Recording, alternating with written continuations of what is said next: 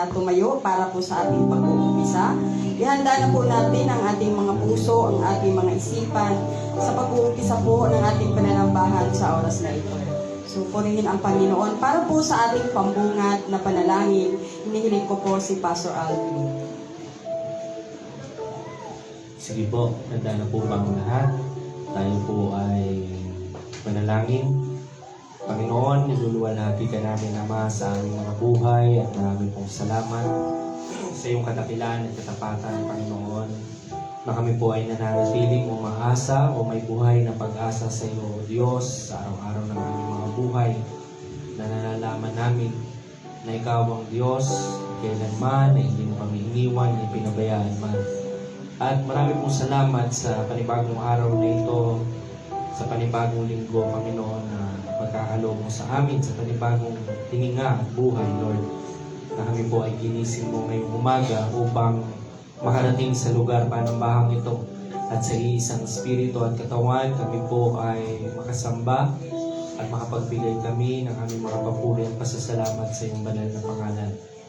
Ama, loobin mo, Lord, na maibigay namin ito ng may kagalakan, ng buong puso, ng buong kamalayan, O Diyos, dahil ito ay nararapat lamang na ibigay sa iyo dahil Ikaw ang aming Diyos na pinaglilingkuran at Ikaw ay mabuti. Kaya Ama, ganun din ihanda mo ang aming mga puso at isipan at bigyan mo ngayon kami ng biyaya na magawa ang pagsambang ito sa iyong harapan, O Lord. Dahil hindi rin po namin ito magagawa ayon lamang sa aming mga sarili. Kaya Ama, maraming po salamat sa pagkakataon na kami ay makatayo sa lugar panambahang ito, makapakinig ng iyong salita at higit sa lahat ay maibigay namin ang pasasalamat at pagsamba sa iyo. Ama, ito po ang aming dalangin sa banal mong pangalan, O Jesus. Ang lahat ko'y magsabi ng amin. Amen. So, makipagbukas po kayo sa akin. Sa sulat po ni San Pablo sa aklat ng unang Timoteo, 1 Timothy chapter 1. Basahin lang po natin yung verse 14 hanggang 17 po.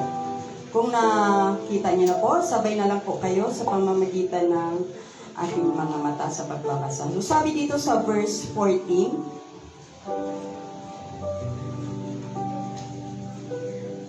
pinapasagana sa akin ang kagandahang loob ng ating Panginoon at pinagkakaloob niya sa akin ang pananampalataya at pag-ibig na natatagpuan sa ating pakikipag-isa kay Kristo Jesus. Totoo ang pahayag na ito at dapat paniwalaan ng lahat.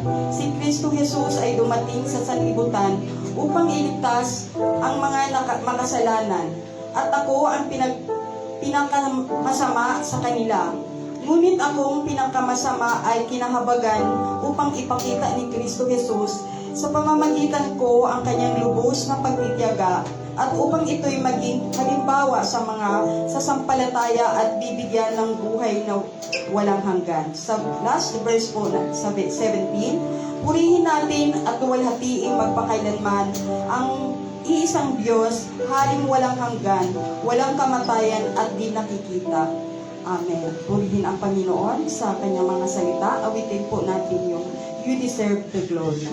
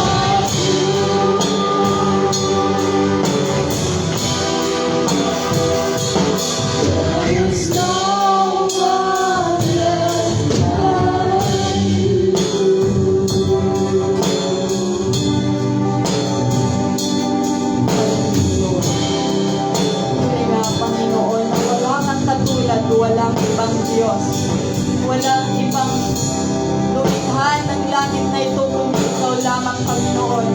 Ikaw ang may-ari ng aming buhay, Panginoon. Karapat-dapat ka, O Diyos, sa aming mga papuri, pasasalamat at pagsamba, O Diyos. Salamat, Panginoon, sa pag-ibig mo hindi nagmamaliwgan. Napakabuti mo, O Diyos. Karapat-dapat ka sa lahat, Panginoon, ng mga papuri, pasasalamat, pagdakila at pagsamba. Purihin ka, O Diyos. Hallelujah, God. We praise you. We glorify your name. Hallelujah, God. Isa pang malakas na palakpak para sa ating buhay at katulad ng ang Panginoon.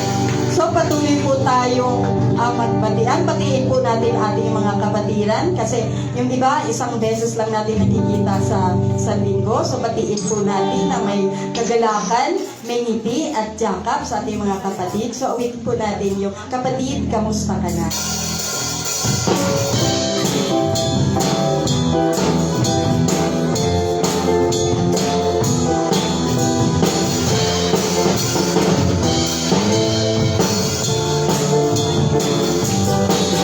Kapatid, kamusta ka na? Kapatid, sa pananampalataya. Ay nagkakala na ikaw ay nakasama.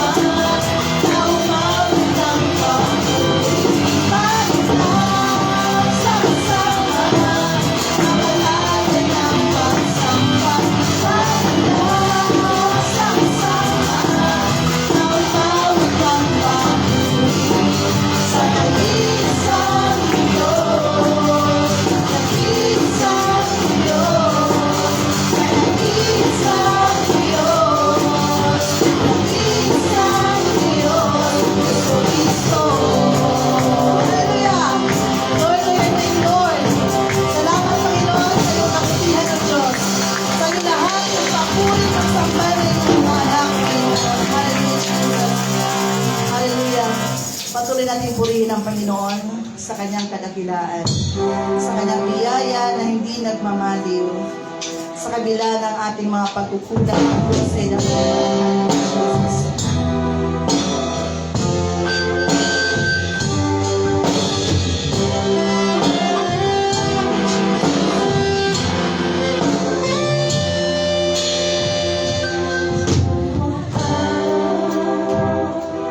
Biyaya mo ay laging nararanasan. Walang oras na kami pinabayaan.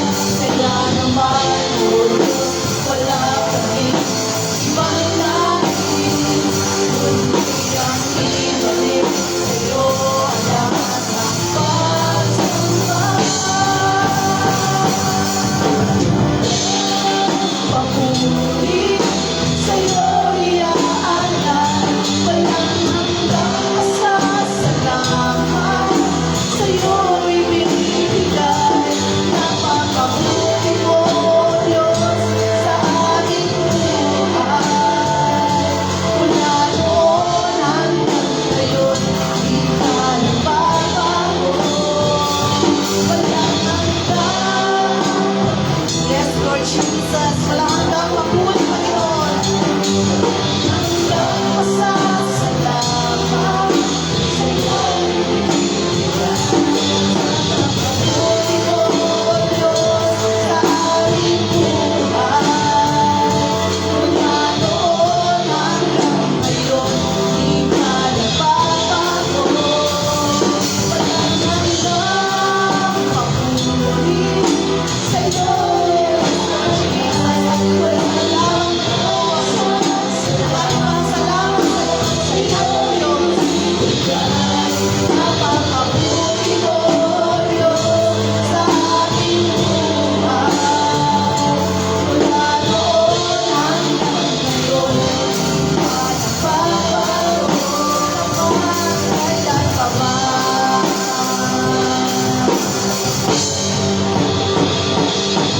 Sa lahat ng panahon, Diyos ka sa amin. Sa lahat ng oras, nandyan ka sa amin. Panginoon Jesus, purihin ka. Dakilain ka sa buhay ko. Sa lahat ng panahon, Diyos ka sa amin. Sa lahat ng oras, nandyan ka sa amin. Panginoon Jesus, purihin ka. Dakilain ka sa buhay ko. Sa lahat ng panahon, Diyos ka sa amin. Sa lahat ng oras, nandyan ka sa amin. Panginoon Jesus, purihin ka. Dakilain ka sa buhay ko. Di nagbabago. Diyos ka sa amin. Kahit sandila, nandyan para sa amin. Panginoon Jesus, maghain ka. Mag-iwanan ka sa buhay ko. Di nagbabago. Di nagbabago. Diyos ka sa Panginoon. Hallelujah. Nandyan para sa amin. Panginoon Jesus, maghain ka. Sa buhay ko. Mag-iwanan ka sa buhay ko. Mag-iwanan ka sa buhay ko.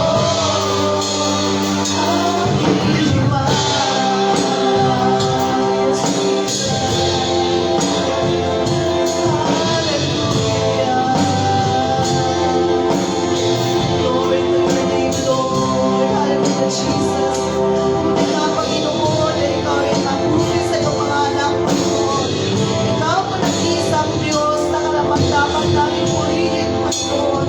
Karapat-dapat namin sambahin, O God. Hallelujah. Tunay na hindi ka nagbabago, Panginoon. Hallelujah. Tunay na yung biyaya, Panginoon, ay sapat sa iyong mga anak, Panginoon. Sa kabila ng mga kalungkutan, Panginoon, ikaw ay hindi mo kami iniwan, Panginoon. Tunay nga nariyan ka palagi para sa amin, O Diyos. Hallelujah. Hindi ka nagbabago, Panginoon. Diyos ka sa amin mula noon hanggang ngayon at magpakailanman, O Diyos. Hallelujah, Jesus. Hallelujah, hallelujah. Ating pasalamatan ng Panginoon sapagkat siya'y karapat-dapat na purihin. Siya'y karapat-dapat na sambahin. Hallelujah, Jesus. Hallelujah. We thank you, Jesus, for your faithfulness, Lord. Hallelujah, Jesus. Salamat, Panginoon, sa iyong kadakilan, O Diyos. Hallelujah. Karapat-dapat kang purihin, Panginoon. Karapat-dapat kang sambahin, O Lord, na iyong mga anak, O Diyos. Hallelujah, Jesus. Salamat, Panginoon. Hallelujah. Hallelujah. nagbabago. Noon, ngayon, at magpakailanman. Ikaw pa rin yung Diyos ni Abraham, Diyos ni Isaac, at Diyos ni Jacob. Hallelujah, Jesus. Na kailanman hindi nagkulang sa iyong mga anak, Panginoon. Maraming salamat sa iyong katapatan, O Diyos. Hallelujah. Sa bawat salinlahi ng aming mga buhay, Panginoon, ikaw ay tapat, Panginoon. Hallelujah, Jesus. Hallelujah. Salamat, Panginoon. Sa iyo lahat ng kapurihan. Sa iyo lahat ng kaluwalhatian, Panginoon. Sa iyo lahat ng kapangyarihan, O Diyos. Sa iyo lahat, Panginoon, ang papuri na iyong mga anak, Panginoon. Hallelujah, Jesus. Sa iyo lahat, Panginoon. Ang lahat ng kaluwalhatian, hallelujah. Karangalan at pagsamba, Panginoon, ay tanging sa iyo lamang sa nag-iisang Diyos na pinaglilingkuran ng iyong mga anak. Hallelujah, Jesus. Hallelujah. Palakpak ng papuri pang salamat sa Diyos na buhay. Hallelujah. Lahat ay magsabi ng hallelujah. Lahat ay sumigaw ng hallelujah. Thank you, Lord. Hallelujah.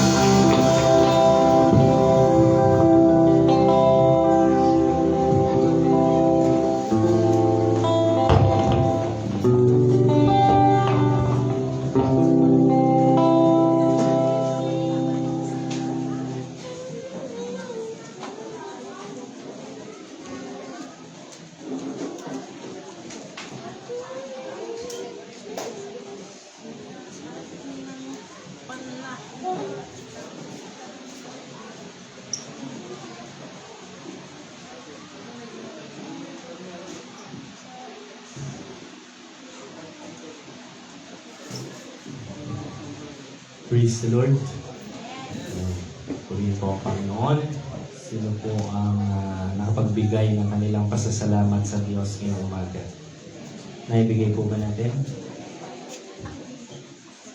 Sige po, minsan pa ay hinihiling ko na magsitayo ang bawat isa. Tayo po ay merong panibagong tema.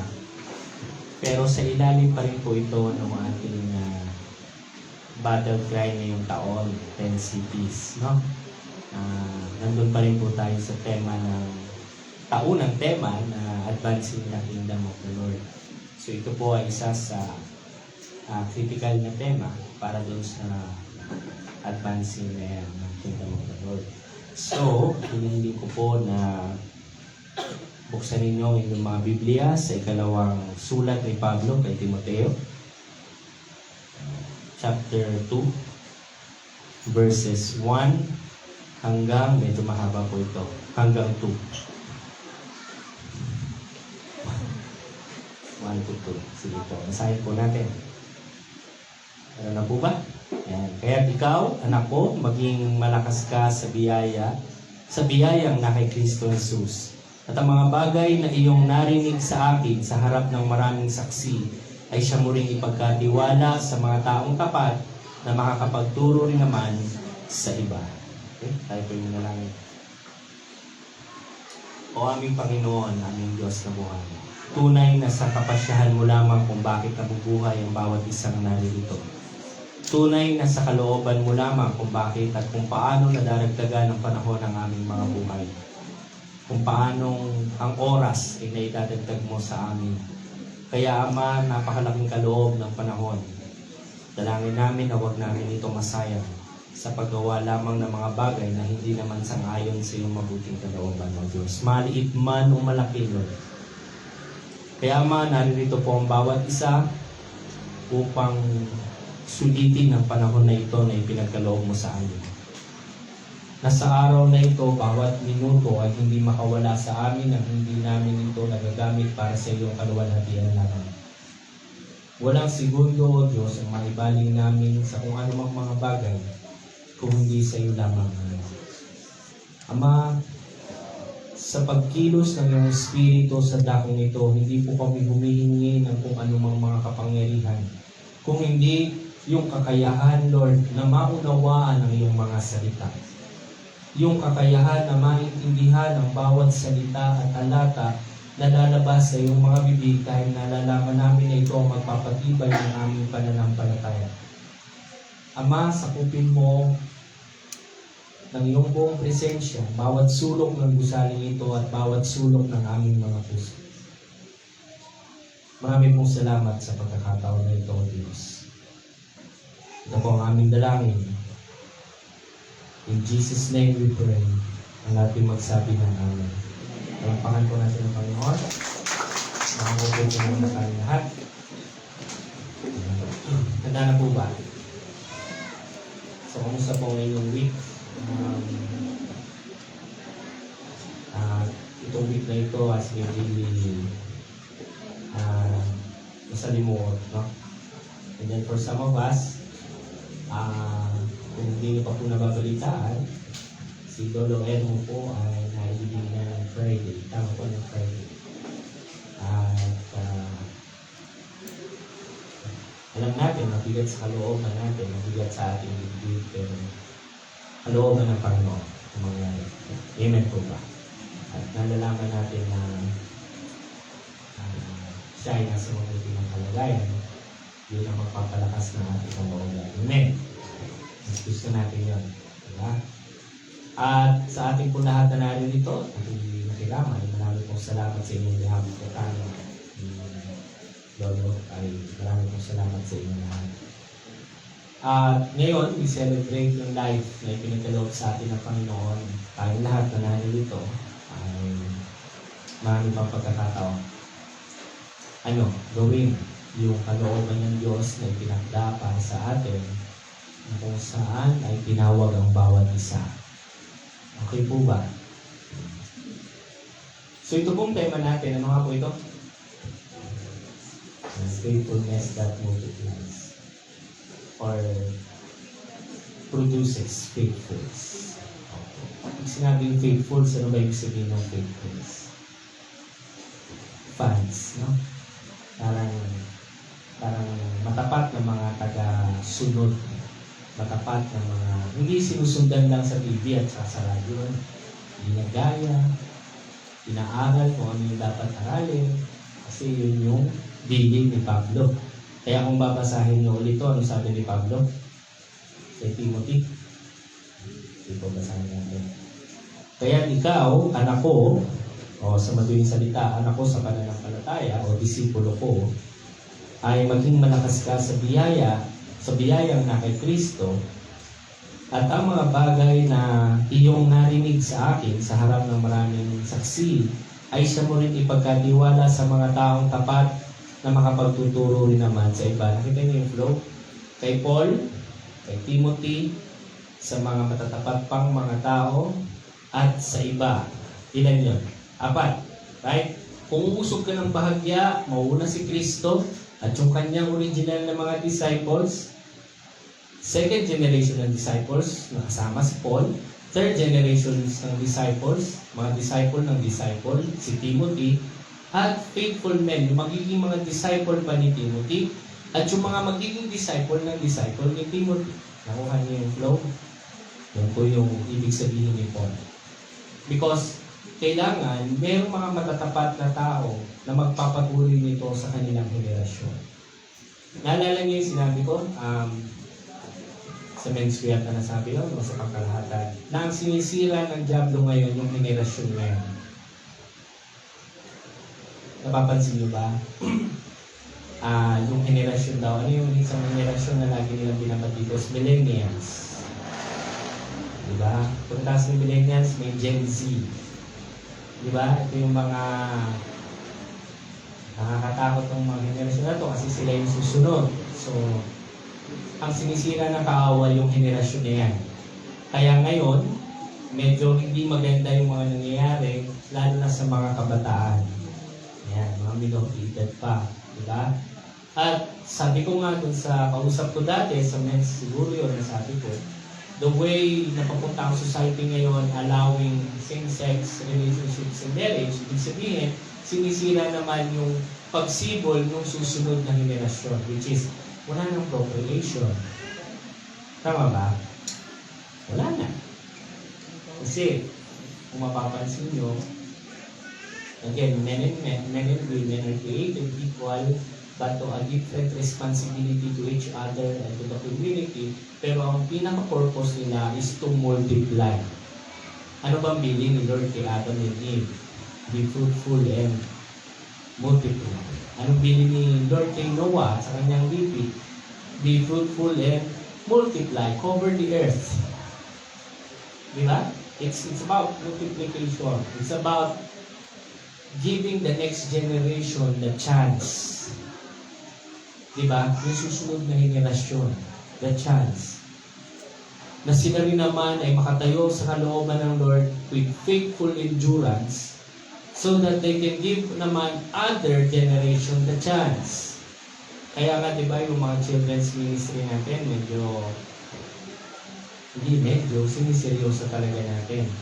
Diba? Ngayon, yung children dati 3-4 years ago ablaze na ngayon. Yan, sila Nino, sila Hazel, ay na pala. Diba? Sila Tantan, yan, sila Josh. So, ini-equip sila so that sila naman, pagdating ng panahon, ito namang maliliit na ito na nandun sa labas. Sino-sino? Sina Kiel, sina Lucas, di ba? Mga biblical pa yung names. Di ba? Magkaroon din naman ng chance itong mga batang ito na kung paano pinalaki itong sinatantan sa church. Paano sila, di ba, in-equip, ganun din nila gagawin. Paano sila pinalaki sa kanilang mga tahanan. Ganun din nila palalakihin itong mga batang susunod sa kanila. And that's discipleship. Yun yung importante. Ito, pwede itong mawala. Itong gusali, pwede itong mag-iba ng itsura, pwede tayo lumipat.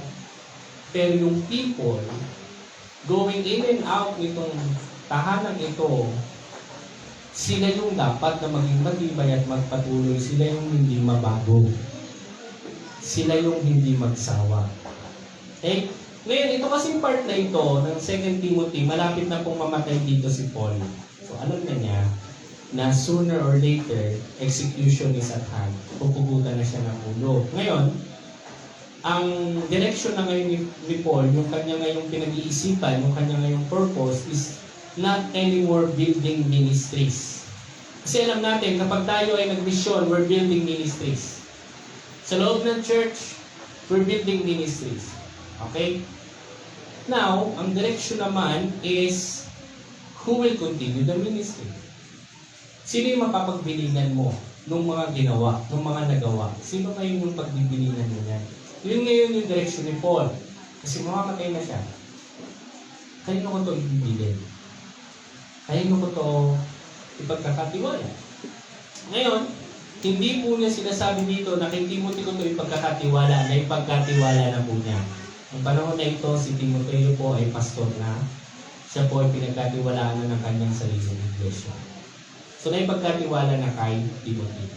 So, ang ginagawa ngayon ni Paul, ipaalala sa iyo, Timothy, na ang layunin mo ay hindi lamang magparami ng membro mo, kundi ang layunin mo is to know kung sino yung mga faithful na yun or potential na mga taong magiging faithful. Train them as I did you. Kung paano kita train them. Kung paano mo ako nakita, kung paano mo ako ginaya, ganun din dapat sila. Okay? Yun yung point ni Paul. And then, siguraduhin mo na yung narinig mo habang nung ako yung nangangaral, habang nandiyan ka nakaupo, habang ikaw yung nagno-notes, lahat ng narinig mo na ipinangaral ko sa karamihan, ipagkatiwala. Hindi sinabi ni Paul na ipangaral mo rin. Kasi understood na yun, discipleship. Yun din yung ipapangaral niya. Pero ang sabi ni Paul dito, ipagkatiwala mo naman doon sa mga matapat o magiging matapat dito. Okay? Nang sa gayon, ipagkatiwala din naman nila sa iba. Okay? So yan po yan. So, dyan po, nagkakaroon ng expansion ng kingdom. Ulitin ko, sabi ko last time, si Lord, nangaral siya sa karamihan, pero mas marami siyang oras dun sa 12. Hindi niya dinisciple yung buong Jerusalem. Ni Lord? Hindi. Nangaral siya sa timing niya. Amen? Hindi siya araw-araw nangaral sa crowd, sa public. No. Nangaral siya nag-disciple siya doon sa 12 araw-araw. Pero sa crowd, hindi ganon, araw-araw. Why? Because alam ng Lord, in order to conquer Jerusalem, He must have faithful man na magpapatuloy ng mission niya. That is how we conquer. Hindi lang dahil marami tayo. Sige, papaalala ko ulit sa inyo yung story ni Gideon. Right? Nagsimula siya sa isang ilang libo na mga kawal. Hanggang sa nauwi sa 300. Yung 300 was deemed faithful. Pero matindi yung nagawa ng 300 na faithful. Kaya sa ilang libo sila, na halos lahat, karamihan, ay hindi naman tapat. Now, it comes to the point, paano mo ba malalaman na yung isang tao ay tapat sa Diyos? Paano ba natin malalaman? Ano ba yung sukatan ng faithfulness ng isang mananampalataya? Sinasabi lang ba natin na faithful tayo because palagi tayo na-attend ng gawain? Sinasabi ba natin na faithful tayo because we always give? Sinasabi ba natin na faithful tayo because palagi tayong nag-aaral ng salita ng Diyos? Ha? Yun ba yung sign? Ikaw ay faithful. Lahat ng sinabi ng asawa mo, sinusunod mo. That sign of faithfulness. Yun ba ang sign of faithfulness? Lahat ba ng sinasabi ng boss mo, sinusunod mo? That is a sign of faithfulness. Ano nga ba ang sign of faithfulness? Tingnan nyo, sabi ni Paul dito kay Timothy, ipagkatiwala mo sa matatapat, hindi sa mga magagaling, hindi sa mga matatalino, hindi sa mga pogi. No? Kasi natin na dito, yung matatapat, faithful men. Okay? Because again, talent, intelligence, beauty impresses people, impresses the world. But faithfulness in the Lord impresses not the world. Okay? So, isa sa naging batayan siguro ni Timothy para sabihin niya na faithful tong taong ito is the consistency ng mga tao to hunger sa salita ng Diyos. Consistent. There's never a time na sinabi ng tao na yun, I had enough. There was never a time na sinabi ng tao ngayon, ngayong araw, pwede akong hindi mag-aral ng salita ng Diyos o magbasa ng Biblia because ang dami ko namang nabasa kahapon. There was never a time that person is fulfilled or satisfied sa salita ng Diyos. Palagi siyang pumupunta, palagi siyang humihingi, palagi siyang nandoon. Para siyang makulit na bata na maya't maya, tanong ng tanong. Okay?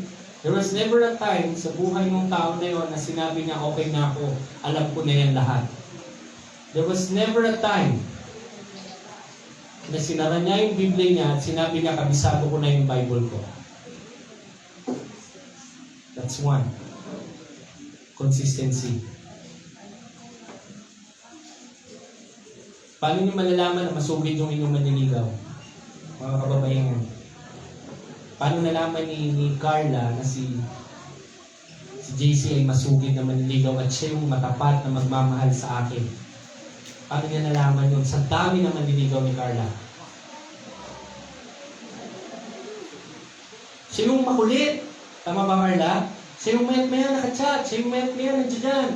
Siya yung mayat-maya nangangamusta. Siya yung mayat-maya. Diba? Kahit nauumay na, nung umpisa na umay si Carla, ano ba naman po lalaki ito? Pero naiintindihan niya kung bakit. Di ba? Kasi yung once in a blue moon magparamdam, pero mahal ka daw niya. Sino mas paniniwalaan mo masugid mong manliligaw? Pag-isip mo pa lang, puno na yung drum ng tubig. Nagtigib na pala. Tuwing umaga yun. Every morning. Right? May napanood nga ako, this is Chinese picture. Action ito, pero yung lalaki na gusto na kasi yung babae nagtitinda ng tela sa palengke. No? Pag magsasara na yung, alam niya kung anong oras magsasara yung babae. Kaya kahit may tinatrabaho siya, tatakbo siya. Para tulungan lang yung babae magligpit ng kanyang paninda. Iiwan niya yung trabaho niya. Kasi alam niya, ganitong oras yun, nagliligpit. Tatakbo talaga siya kahit anong ginagawa niyang trabaho. Tapos pag umuulan, kahit anong ginagawa niyang trabaho, tatakbo siya doon sa pwesto ng babae para tulungan yung babae magliligpit. Pero hindi pa niya sinasabing gusto niya manligaw. Because action speaks louder than words. Mas maganda yun kaysa aakit ako dito at sasabihin ko sa inyo, matapat akong alagad ng Diyos, bla bla bla bla bla bla. Pero tamad naman ako magturo. Sasabihin ko sa inyo, matapat akong ng Diyos, pero gusto ko naman umuwi na maaga. Di ba? Parang hindi naman yan tapat yun. So, pangalawa, siguro, is yung consistency, not just endurance, no? Pero consistency na kahit mahirap, nagpapatuloy. Consistency. Mahirap? Okay. Let's find a way to overcome. Hindi, let's find a way to stop. Papahirapan nyo ba yung manliligaw nyo? Pagsubok nyo yun sa kanila, right? Yung iba nga, pinapakuha pa yung ibong Adarna eh. Nalala niyo yun? Oh, sino makakakuha ng ibong Adarna? Siya lang ang may karapatan sa prinsesa. Oh, di ba? Pero bago pala makuha si ibong Adarna, dadaan muna sa 7 dragon. Yun yung hindi sinabi doon sa agreement. May dadaanan palang dragon. Saan ba dumadapo yan? Doon sa puno ng balete, doon sa 7 Medja. Ay madali lang yan, malapit lang. Hindi nila alam, may nagbabantay ng 7 dragon doon sa Adarna.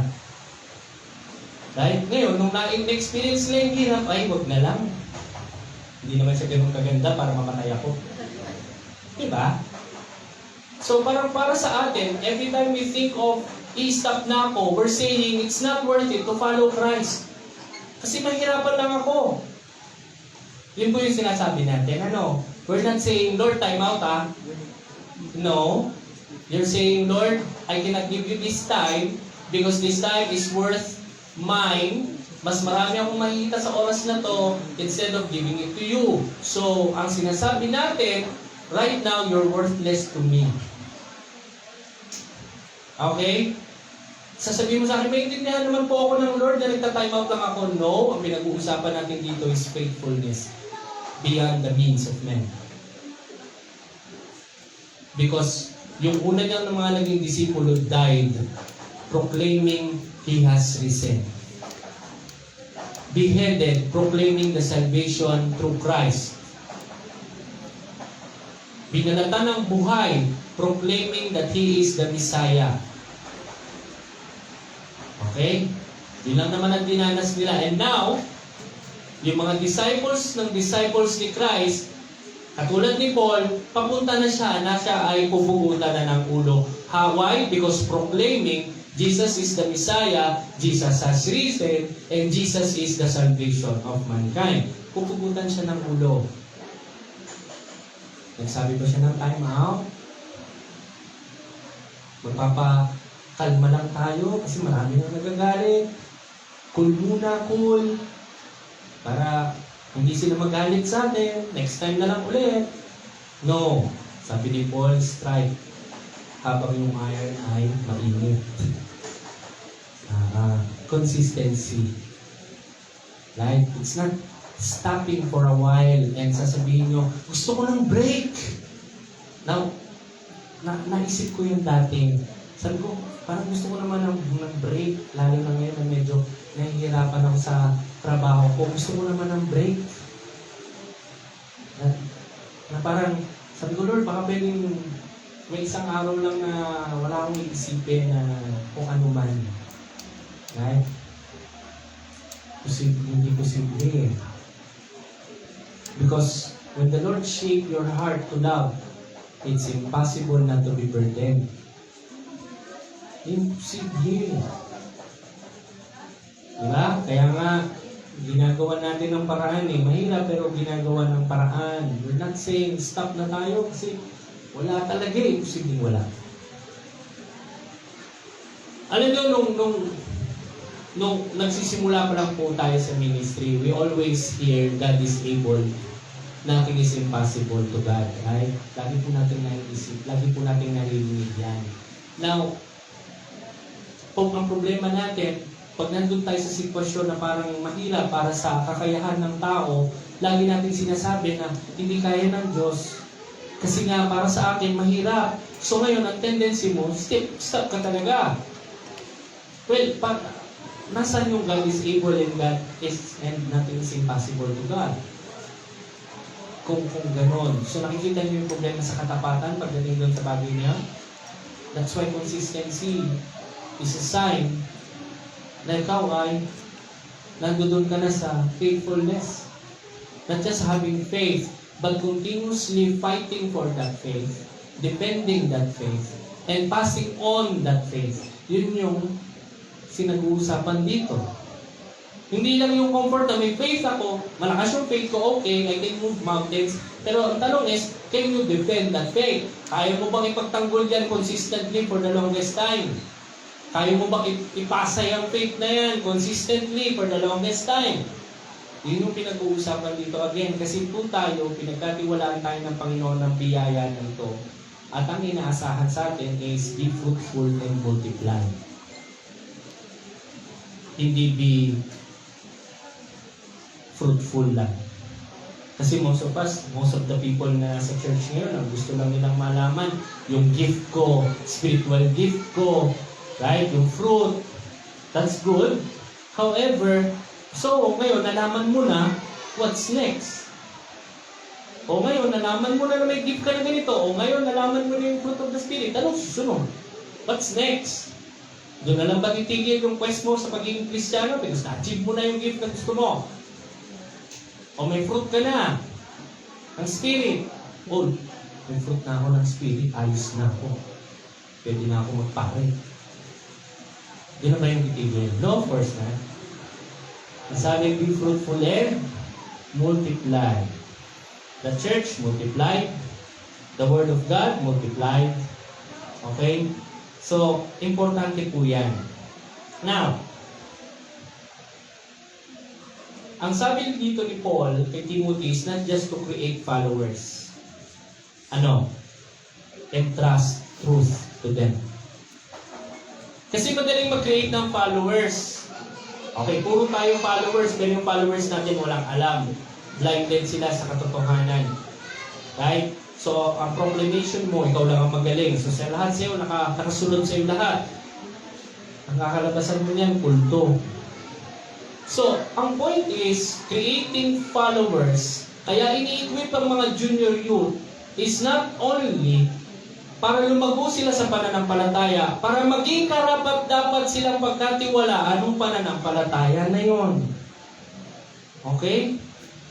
Yun yung dapat unawain natin kapag dinidisciple tayo. Now, kung sasabihin sa akin, hindi po ako karapat-dapat mapagkatiwalaan, well, hindi mo choice yan. Biyaya yan ng Diyos sa'yo. Tinawag ka para maging vessel. At yan ay biyaya ng Diyos. Yan ay habag ng Diyos. Dahil kung hindi ka yung tinawag na maging sisidlan, ano ka? Anong sisidlan ka? Sisidlan ka ng ano? Kung hindi katwiran ng Diyos ang nasa iyo, ano? Right? So ngayon,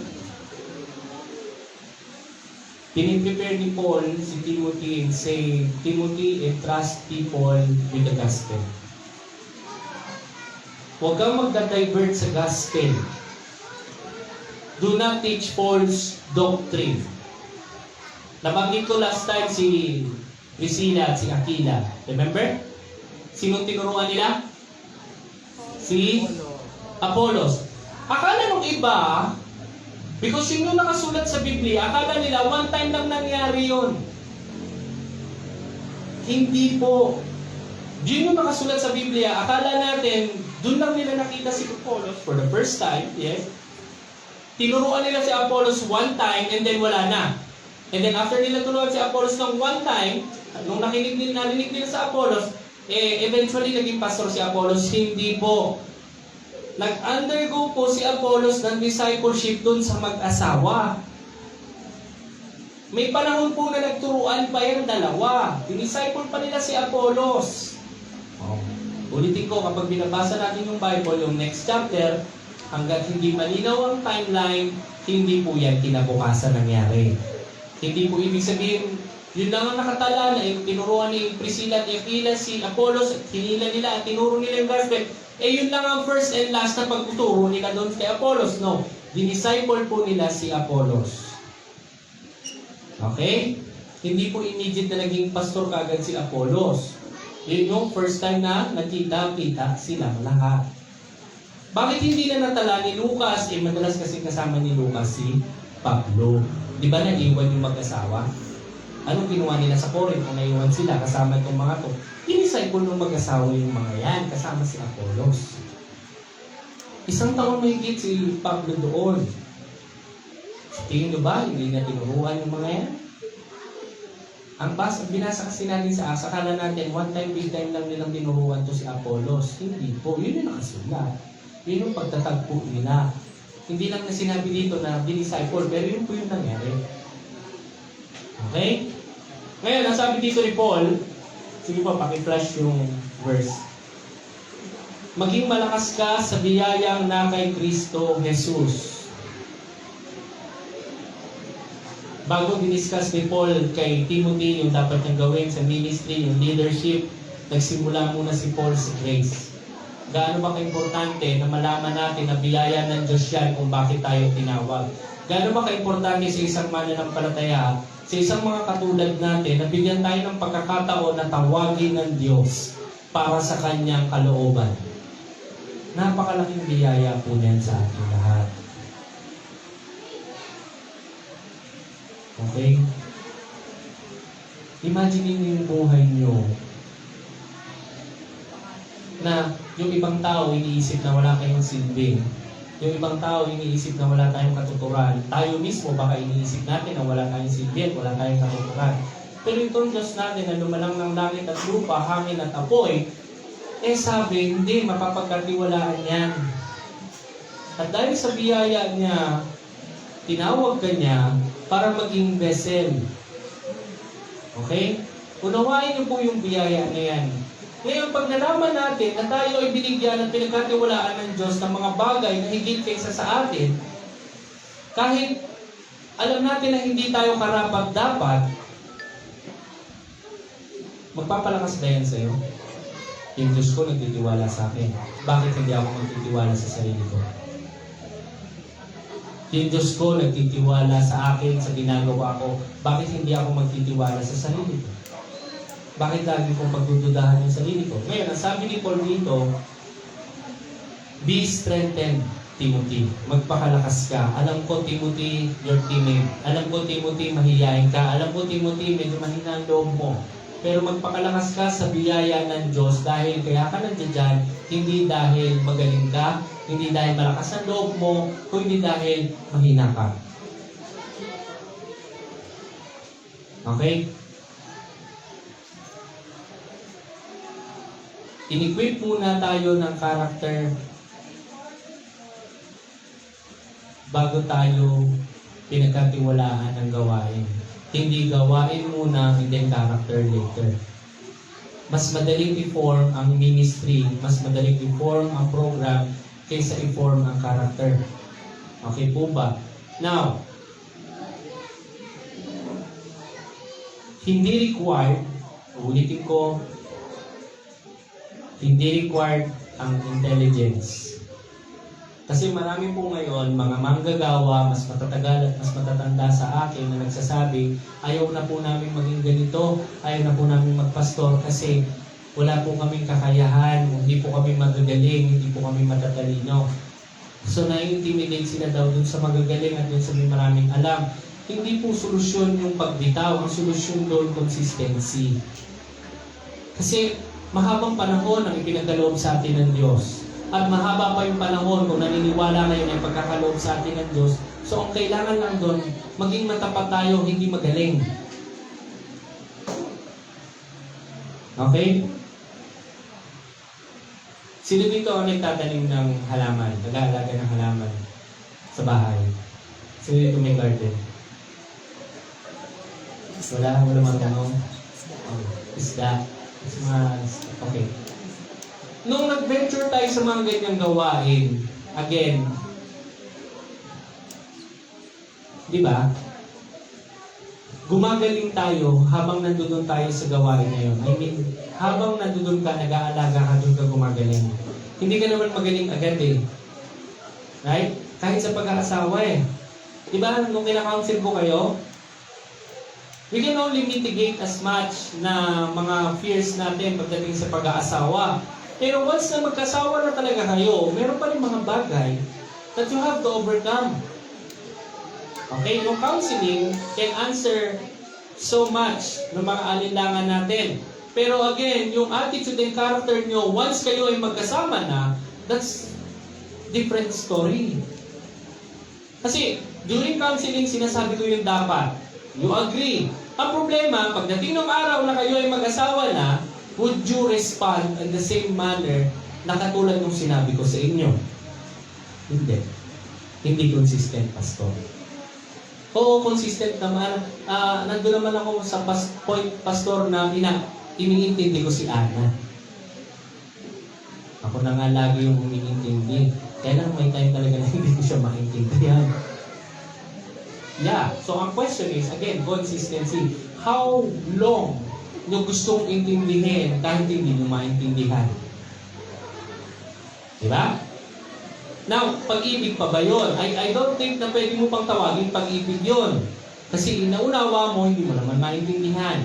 And then, the response is, para lang hindi kami magkagulo. Again, darating ang time na darating ang point na ayaw mo na rin sa unawain kapag gano'n. So, ngayon pa lang, kung hindi mo maunawaan, tanungin mo. Okay? Kasi pag lumaki si Ana na lagi mo siya naniintindi, diba? Okay. Sabi ni Paul kay Timothy, faithfulness is stewardship. Commit these things. Ibig sabihin, entrust mo itong mga bagay na ito, itong mga treasure na ito. Hindi po pwedeng sarilinin mo ito. We're not owners of the gospel. We're not owners of the word of the Lord. We are custodians. Okay? Yung nakikita mo sa akin, this is not me. Ginagaya ko si Christ. So, gayahin mo ko. Okay? So, hindi mo ito originality. Because, pagiging Kristiyano, there's only one personality na dapat pare-parehas tayo. Christ-like. Agree? Okay. Meron akong kilalang, marami akong kilalang Kristiyano. And, napag-usapan natin ito ngayon na may nagre-reklamo sa amin. Itong mga nagre-reklamo, hindi ito mga mananampalataya. Ang nagre-reklamo, hindi mananampalataya. Tingnan nyo ha, yung leader nila, mananampalataya. Pero ang balik nung nagre-reklamo, sobrang yabang daw. So, pinagmamalaki daw na ang sahod ay 6 digit sa kanila. Na ang dating, may pinag-aralan siya at siya lang dapat ang magdidesisyon. Walang magdidesisyon sa kanila, siya lang. So, sabi ko, matagal ng Kristiyano yung tinutukoy nila. Kilala ko yan. Yun pa lang yan, kilala ko yan. So, ibig sabihin, even sa harapan ng mga mananampalataya, yung quality ng character ng taong pinagkatiwala ng responsibilidad na maging leader, eh hindi nakikita yung Christ-likeness. See? Iisa lang dapat ang personality natin, mga kapatid. Hindi dapat iba-iba. Ano yun? Christ-likeness. Kaparehas ni Christ. Pag pinag-uusapan natin ang originality sa Christianity, pinag-uusapan natin, ikaw lang, o ikaw yung gusto mo lang. But that's not Christ. Because yung Christ-likeness, dapat pare-parehas talaga tayo.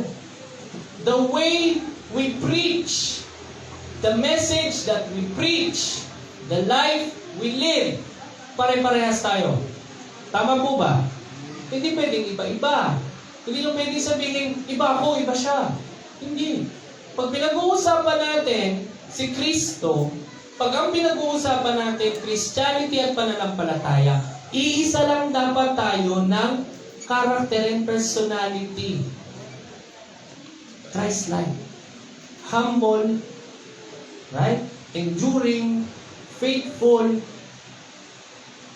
hindi prideful. Tama po ba? Yan. Imagine niyo, pagdating ng time ni Natanta ni na Josh, sila na yan. Nag-decide sila, baguhin natin yung turo ng mga nauna sa atin. Dapat yung generation natin, tayo, original. Nagpasok sila ng ibang doktrina ngayon. Kinurap nila yung doktrina na itinuro sa kanila. Yung susunod na henerasyon sa kanila, corrupt na. Nakuha niyo yung problema doon? Yung susunod, corrupt na. Ngayon, ang tanong, may papalik ba sila sa original? Kung may magtatanong, kung may magsasaliksik. Pero kung wala, katulad ng ibang religion, right? O alam niyo ba na may religion na bawal kayong magbasa ng Biblia sa inyong bahay at bawal kayong magkaroon ng sarili ng Bible. Alam niyo ba na meron ganon? O, meron ding religion na mas pinapaboran nila yung sulat o yung libro ng kanilang founder kaysa sa Bible. Mas pinapabasa sa kanila yung libro ng founder kaysa yung Bible. Eh, ganon. Corrupted. So ngayon, yung henerasyon ng mga member ng religion na yun, corrupted. May nagtatanong pa sa kanila kung tama yung tinuturo nila, wala. So ngayon, paano kung ganun yung mangyari? Why? Because, again, kingdom multiplication demands doctrinal purity. So ibig sabihin, when we disciple, it's not about imparting yung personality mo doon sa dinidisciple mo. Dapat siga ka din kasi siga ako. Ganun ba yun? Hindi. Right? So, ang ini-introduce mo pa rin ay Christ-likeness. Okay, question. Anong version ng Christianity ang nakikita sa atin at napuproduce natin? I'm talking about production. I'm talking about kung anong na-impart nyo. Kung anong naipapasa natin sa iba. May pinagpapasahan na ba tayo? Hello? Hindi lamang po mga ministers na nagdi-disciple sa church. Ulitin ko, lahat tayong nandito, tumanggap ng biyaya ng Diyos, niligtas ng Panginoon, tayong lahat ay may responsibilidad to pass on our faith. Hindi po required kung ilan, pero dapat kahit isa meron. Meron po ba? May pinagpapasahan pa tayo.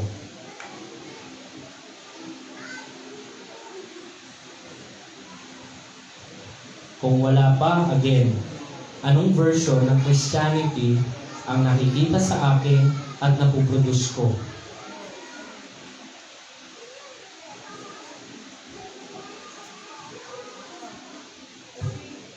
Ano? Biblical ba yan? O personal preference? O yung mga tinatawag natin ng practical doctrine ang ini-impose natin, not the biblical ones, but the practical ones. Anong mensahe ba?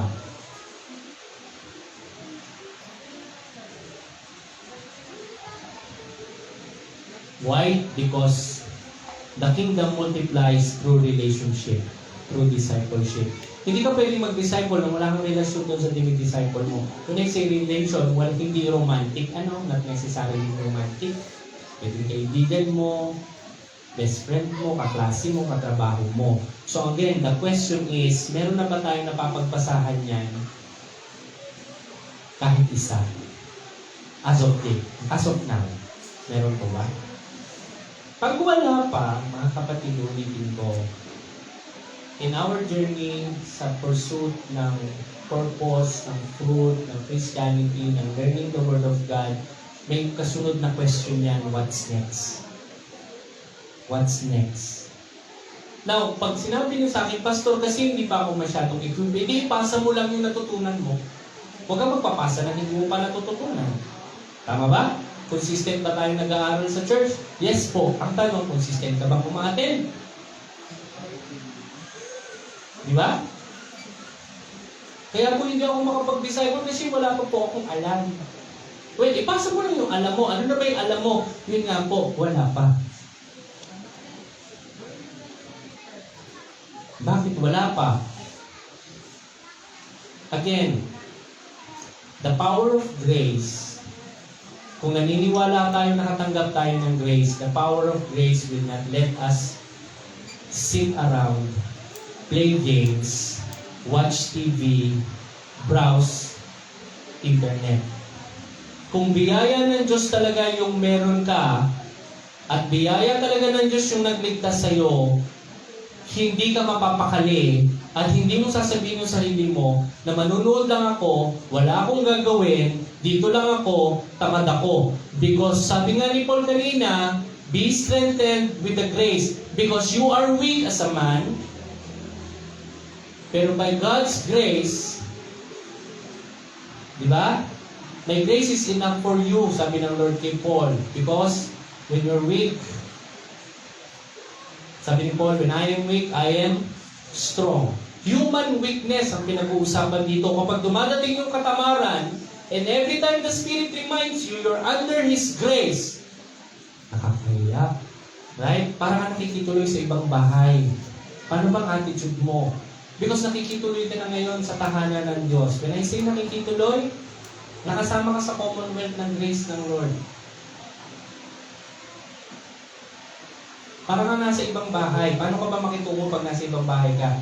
Pag sinabi kong ibang bahay, because this life is no longer yours, hindi na sa'yo to, sinuko mo na to sa Kanya. Yung panahon na meron to, hindi na sa'yo to, sa Kanya na to. Again, ilang beses ko na sinasabi sa inyo, sino ba yung nakausap ko last time? Si Carla yata, last week. Nandun tayo sa, yun na kay Lolo. Sabi ko yung kay Lolo, bonus yun. Because twice in his lifetime, ilang beses siya sinugod sa hospital with critical illness. Pero twice din lang na-overcome yun through the grace of the Lord. Right?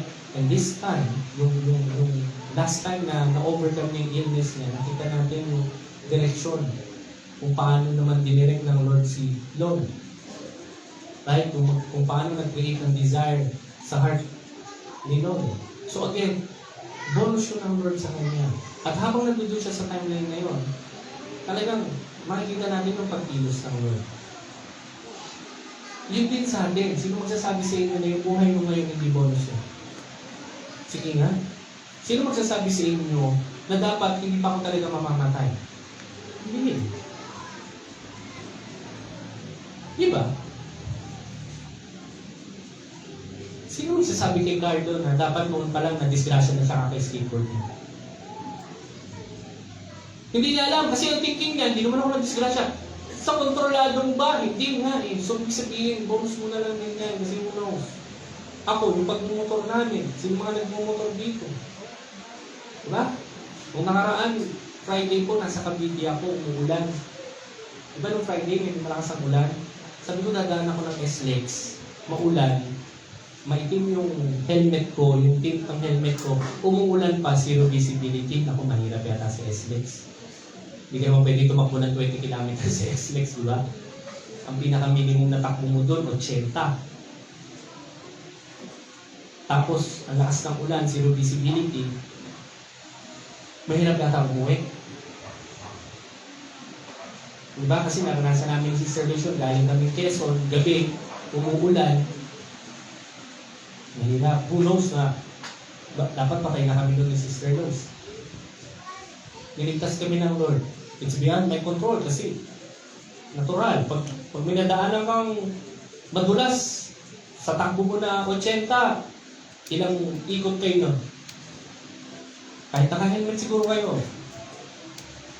Diba? So, nakaligtas kayo nun, not because of your own strength at hindi sa galing mo at sa ganda ng motor mo, but because God, iningatan kayo ng Lord. Sino may sabi na hindi bonus yan? Na pagkatapos mong makauwi, hindi mo sasabihin sa Lord, bonus na lang itong buhay na to, Lord, kasi niligtas mo to eh. Eh, alam mo na, simula pa lang ng paglakad mo na Kristiyano, niligtas ka ng Diyos mo. Eh, di ba bonus na yun? Simulan sa Paul. Now, paano ka mabubuhay ngayon na ang buhay mo ngayon bonus na lang? Nakikitira ka na lang. You're on borrowed time. Talaga bang uupo ka? Wala kang gagawin? Nakikitira ka sa ibang bahay? Talaga bang wala kang gagawin? Papakainin ka? Alagaan ka? Wala kang gagawin? Mukhang hindi yata yan okay sa prinsipyo ng mga Pinoy. While we are hospitable, tayo namang mga bisita, hindi rin tayo pwedeng magpakali na wala tayong ginagawa doon sa tinitira natin. Agree? Di ba? Because yung Pinoy, sasabihin sa inyo, sige, huwag mo nang linisin ng pinagkainan, iwan nyo na po yan. Mga 1 linggo lang yon. Pag pang 8 araw, ganun pa rin yung ginawa mo, may masasabi na yan sa'yo. Di ba? Pero syempre, kasi tayo, tinatanaw din natin yung kagandahang loob na nagpatuloy sa atin. Now, being in the commonwealth ng Lord, sinama ka, hindi dahil gusto mo, dahil gusto niya. Naligtas ka mula sa kapahamakan ng kasalanan mo dahil gusto niya. Tapos ikaw ang magsasabi, hindi, tinatamad ako. Di ba? Who knows, yung mga kababaihan nating kapatiran dito, pag umuwi ng hating gabi o madaling araw, dapat hindi sila napahamak ng panahon na yun. Who knows? Walang nakakaalam. Except God.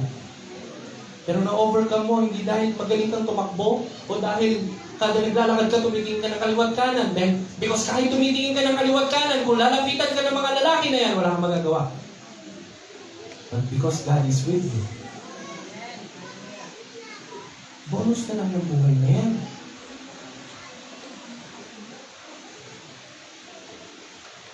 And dyan sa bonus na yan, sa grace ng Lord na yan, sa biyaya ng Diyos na yan, na pinagpatuloy niya yung buhay mo.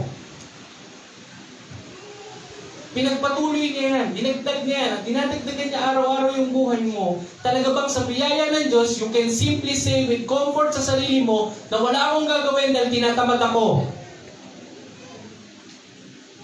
Hindi mo yata kaya sabihin sa sarili mo unless otherwise hindi mo talaga naiintindihan. At kung hindi mo naiintindihan, i-questionin ko yung pananampalataya mo. Why don't you understand?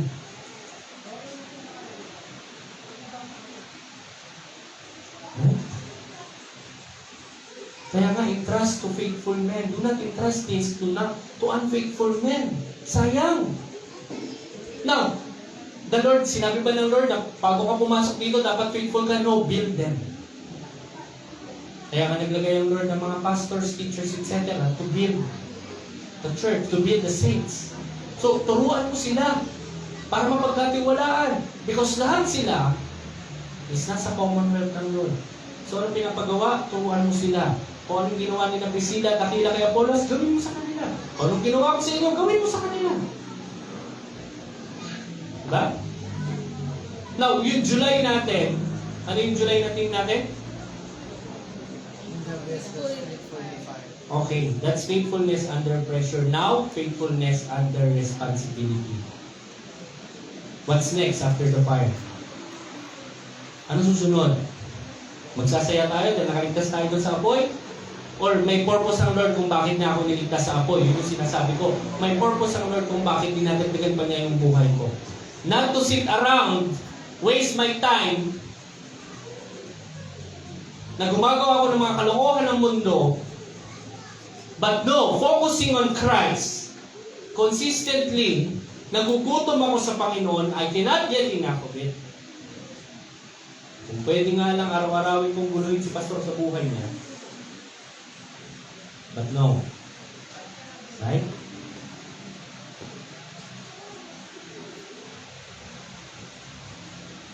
Alam niyo ba your experiences are transferable? Your victories, your failures, transferable yan sa mga dinidisciple nyo. They can learn from your testimony. They can learn from your prayers. Kaya ako, advice ko, pag magpipray kayo sa tao, lakasan nyo.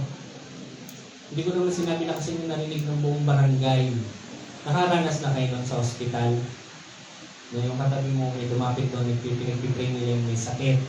While that is okay, kaya lang, masyadong malakas. Right? You're praying, you're not preaching. Ang mahalaga, maintindihan ng pinagpipray mo o ang pinagpipray mo.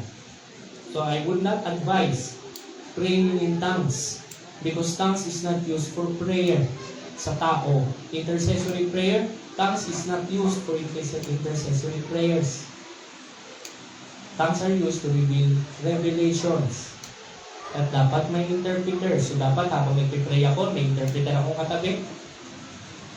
Unless yung pinagpipray mo is foreign, na kailangan gusto niya maintindihan, may bumubulong sa tenga niya kung ano pinagpipray mo. Because foreign siya. Pero kung parehas tayong Pinoy, at magtatangs ako sa iyo, with matching laway, then, right? Hindi maganda yun. Pero ulitin ko, your battles, your victories, transferable yan. Pwede nyo ikwento yan sa dinidisciple nyo. Pwede niya maging inspirasyon yan. Kaya dapat, yung pinuproduce mong Christianity is something that endures time. Something that endures you, your laziness, your weakness. Kasi yun yung ibibigay mo sa Kanya. Because wala siya nung panahon na yun. But you want Him to be encouraged. Ano ikikwento mo? Yung araw na na-overcome mo yung failure mo. Yung araw na nag-fail ka, pero bumalik ka ulit, and then you overcome. Di ba magandang story yun? Kesa yung araw na nag-fail ka, then stop. Ako hindi ko kwento yun. Now, comes to reflection now, ulitin ko. Another question, how many battles na ba yung na-overcome nyo? Tinatanong nyo ba yung sarili nyo, simulat sa pool na kayo ay naging mananampalataya? Ilang kahinaan na ng laman ko ang na-overcome ko? Pag sinabi nyo sa akin ngayon na wala pa, well, sabi ko nga, there's a reason po bakit tinadagdagan ng Diyos yung panahon ng buhay nyo.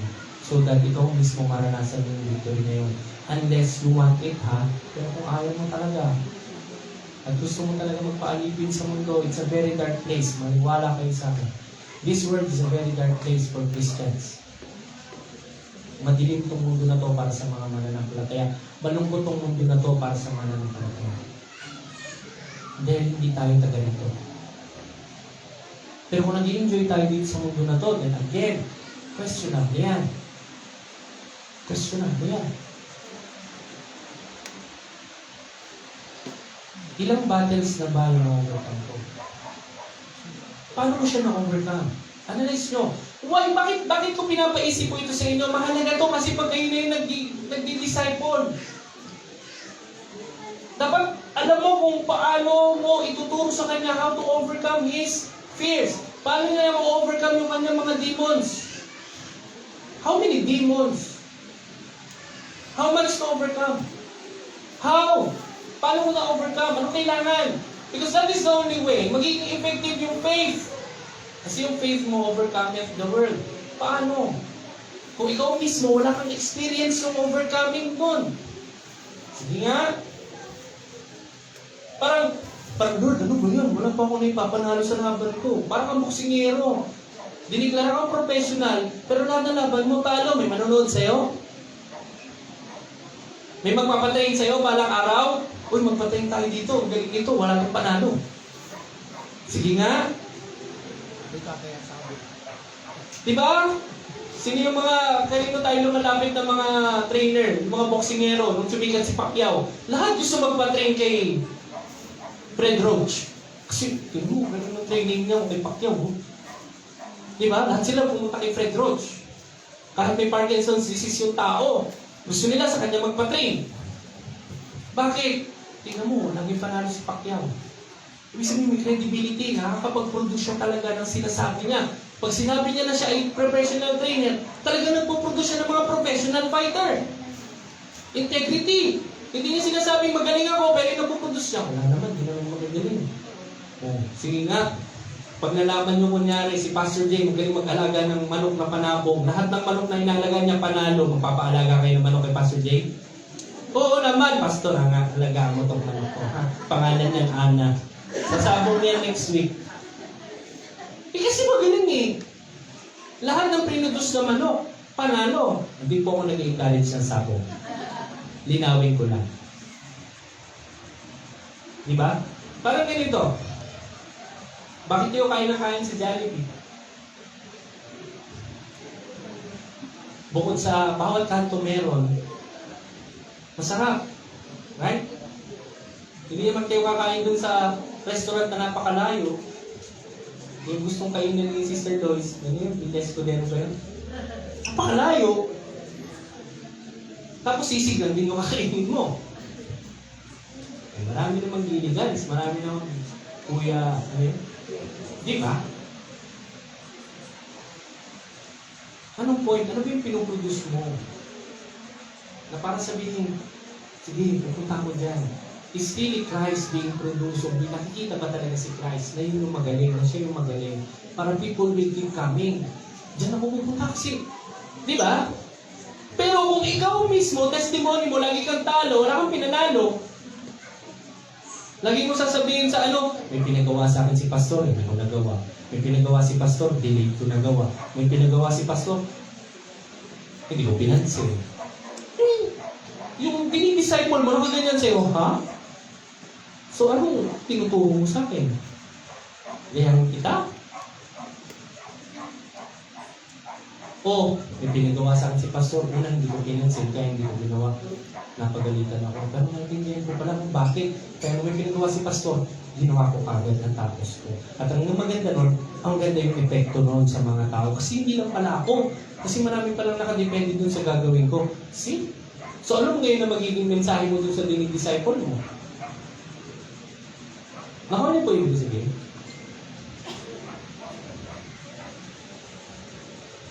You can always share your battles and victories. Huwag kayong magbibigya.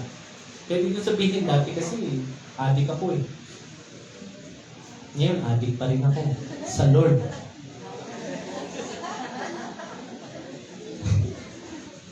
Hindi pa tapos eh. Nung nagpanik agad yung kausap, adik ka pa rin eh. Sa Lord. So, adik ako sa salita niya. Hindi ako masatisfy eh. Kaya binabalot ko to, sinusunod ko, sinisigot ko. Patay. Adik pa rin. Di ba? It's how the Lord gave you grace. Tapos yung through that grace, paano ka naging strong? Yun yung mensahe ng bawat Kristiyano at mananampalataya dito. It's how that grace strengthened you. Yung mga hindi mo nagagawa dati, wow, through the grace, nagagawa ko. Diba?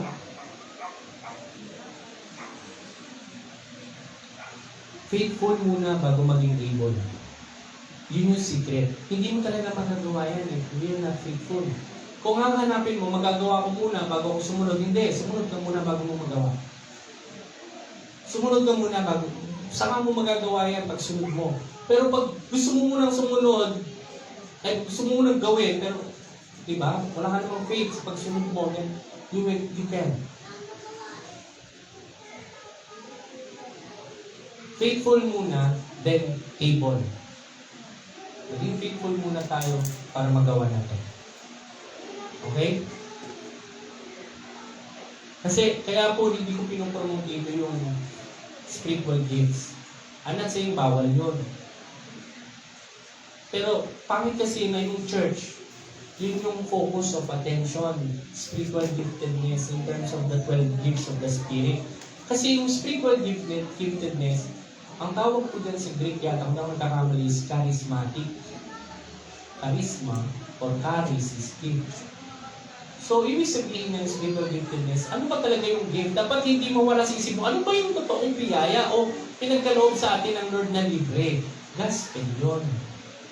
Kaya nga tawag sa yung vessel. At ang sabi ni Paul, may treasure tayo sa loob. We may be ordinaryo sa labas, ibig sabihin common people tayo, pero yung meron ka sa loob mo, na espiritu at mensahe, yun yung kaloob eh.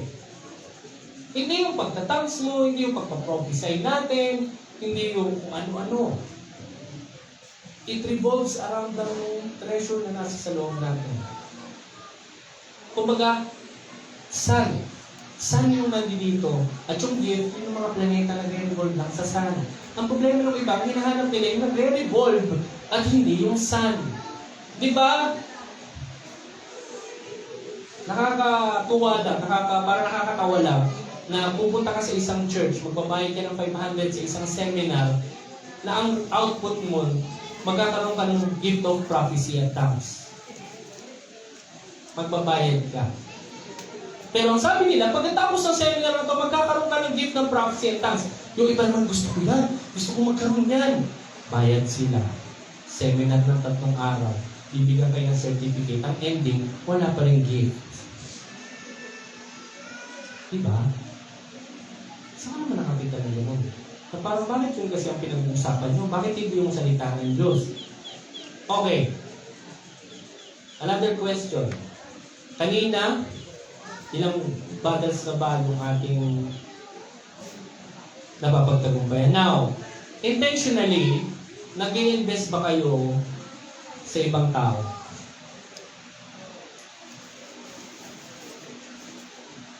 Pwede sabihin sa akin, lalo na ng mga ministers, not just to one person. Iba po yung pag-minister sa group of people at iba dun sa certain individual na sa tingin nyo ay may potential na mapagkatiwalaan ng ministry na ito. Because ang purpose natin is not addition, multiplication po tayo. Anong ibig sabihin? Pag ikaw ang humahawak ng gawain na yan, ang thinking mo, darating ang time, bibitawan ko to, pero dapat bago ko to bitawan, malakas to. May tumatayo dito. And saka ako lilipat sa susunod. Saka tayo lilipat ng Lord sa susunod. Pero ibang thinking mo, sa akin nakadepende itong ministry na to, pag nawala ako, wala ito, then you failed as a disciple. So bukod sa pangkalahatan, again, si Christ nangaral sa pangkalahatan, nag-ministry pangkalahatan, pero meron siyang 12 na laging nagdina-disciple every day. Do we have that? Meron tayong pangkalahatan, may veterans tayo, pero doon sa veterans, ito yung palagi kong kausap dapat. Ito yung almost everyday kausap ko. Okay? So on and so forth. Sa Padilla, ganun din. Ito yung palagi kong kausap. Pwede kong mamit itong mga taong to once a week, pero itong dalawang to, itong tatlong to, no, everyday kami mag-uusap. Everyday ko itong kausap ng tatlo. Everyday kausap ko itong dalawa. Everyday kausap ko itong isa. Nag-commit ba tayo sa gano'n? Meron ba tayo ng gano'n?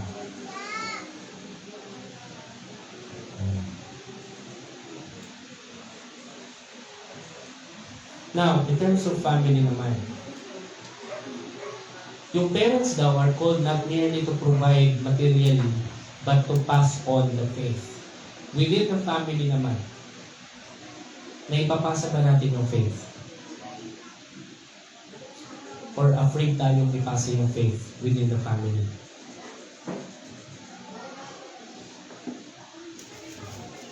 Now, when we leave this earth, ano yung legacy na may iwan natin? Pag namatay ba tayo, masasabi ba ng mga tao na yan, consistently, nagtuturo yan talaga sa church. Consistently, prayerful yan. Consistently, kahit nahihirapan siya sa ministry niya, nagpapatuloy yan. O yung gusto nyo lang marinig, pag nakalamay tayo, hindi yan, mabalik yan. Mapagbigay yan. Pero masasabi ba nilang, ibang klase yan? Pagdating sa pagtuturo, pagdating sa ganito. Now, again, church. Ito pong sinasabi sa church. Every mature believer should be discipling someone. Yun yung sinasabi ko. Not just ministers. Every mature believer must be discipling someone. Someone. Close friend mo. Kunyari, magkatropa kayo dito sa loob ng church. Ano yung pinapasa mo sa tropa mo? Ano pinapasa mo sa kaibigan mo? Paano man chicks? Paano mang... Ano bang pinag-uusapan nyo? Even if outside the church, kayong dalawa. Kayong mag-asawa, ano bang pinag-uusapan nyo? Kayong magkapatid, ano bang pinag-uusapan nyo? Sa bahay nyo, sa loob ng iglesia, ano bang pinag-uusapan nyo? Sa trabaho, ano pinag-uusapan nyo ng kaibigan mo? Every disciple should be preparing to disciple another.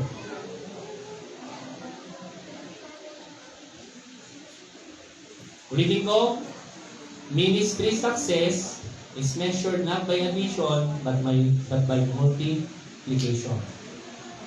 Ano ibig sabihin? Pinaparami mo yung sarili mo. Pinaparami mo ikaw. Not only attendance ng mga taong dumarating sa gawain, but pinaparami mo ikaw. Dapat gayahin ka. Dami mong yung tinuturo mo. paano mo ituro, walang problema yon. Again, we're carrying one and the same personality dapat. Okay? Hindi po ito showbiz. Sa showbiz, pwede kang maging original and unique. But pag ang pinag-uusapan natin Christianity, there's only one personality that we need to copy. And that's Christ-likeness. Paano nagturo si Christ? Paano namuhay si Christ? Paano magsalita si Christ? Do you really think ganito siya? Do you really think ganito siya? Paano siya nag-endure? Find Him. Ask Him. Gayahin natin siya. Huwag niyo akong gayahin. Pero ang sabi ni Paul, gayahin ninyo ako dahil nagagaya ako ni Kristo. Kung titingin lang din kayo, kung maghahanap kayo ng gagayahin, ako na lang, sabi ni Paul. See? It's not about you being unique as a Christian, but you being the same with Christ as a Christian. Yun yung hahanapin ng tao. Okay?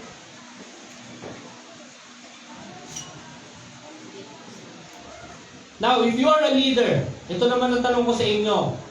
Huwag kayong magtatanong kung ilang tao ang susunod sa inyo. Ang tanongin nyo, ilan ba sa sumunod sa akin ang talagang magiging matapat sa Diyos?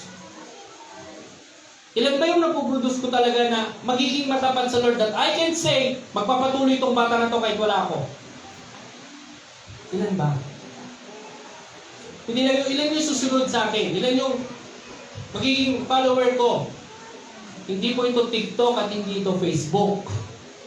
This is not the amount of followers that you have.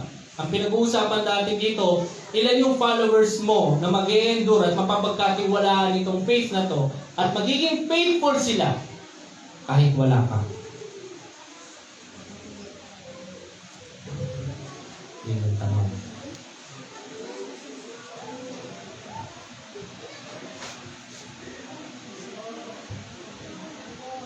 Now, sa part naman ng congregation, naniniwala ka ba talaga na pinagkatiwala ka at ikaw ay pwedeng pagkatiwalaan ng katotohanan ng Diyos para ikaw din naman ay ipagkatiwala mo ito sa iba? Yun yung tanong. Yun yung responsibilidad natin. Naniniwala ka ba na kaya ka narito ngayon is because God understands and knows na pwede na mapapagkatiwalaan ka at ikaw din kaya mong ipagkatiwala ito naman sa iba na magiging matapat din sa Panginoon. You're not here just to receive. You are here saying to the Lord, Lord, here I am. Send me. If not now, soon. Now, pwede yung tanungin sa akin, kailan po ang timing ng Lord para pagkatiwalaan niya ako? Actually, hindi dapat si Lord ang tinatanong natin, dapat tayo. Kung si Lord ang tatanungin mo, the soonest that you understand that you're saved by grace, yun, doon na nagsisimula yun. Pero if ikaw rin mismo, ayaw mo pa, meron ka pang hinihintay na ganito, ganyan, gusto mo pa may matapos na ganito, ganyan, gusto mo pa may maranasan na ganito, ganyan, bago ka sumunod, then ikaw ang dapat mong tanungin, kailan ka ba? Because again, you're living in borrowed time. At hindi natin alam kung kailan matatapos yung bonus na yan. Si Lolo Elmo just finished his. Diba? Alam niyo ba ang sabi niya? After ko siya ipag-pray ng Sunday, sige na Lord, ready na ako, puno mo na. Masabi ko sa kanya, trust mo yung timing ng Lord. Lord, alam niya yung ginagawa niya.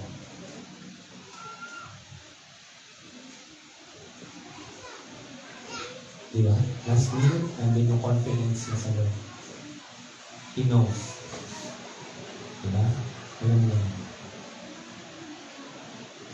So, tayo mga nandito pa at buhay,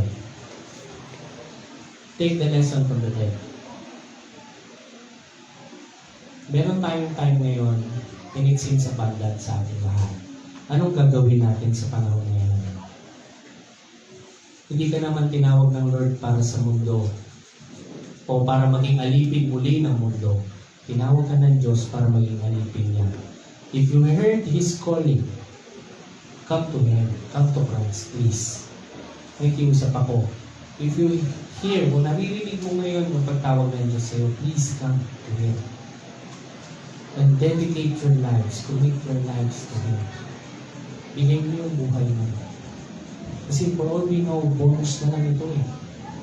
Itong ini-spend natin, bonus na lang to. Niloob ng Lord na may extend pa. So, huwag natin sayangin ito. Let's ask Him. Kasi masarap mamuhay na bonus na yung buhay mo, pero ang dami pang bonus na dumadating. Hindi nga, minsan, diba sabi sa Bible, hindi natin masusupan. Masarap mamuhay knowing na ano man ang mangyari sa iyo, nasa Panginoon ka. Masarap mamuhay nang wala ka sa mundo ng takot. Wala ka sa mundo ng alinlangan. Nandun ka sa kapayapaan na alam mo na may ginagawa sa iyo ang Panginoon at alam mo na alam niya yung ginagawa niya. At ano man ang mangyari, nasa Panginoon ka. Hinihiling ko po na magsitayo tayo lahat.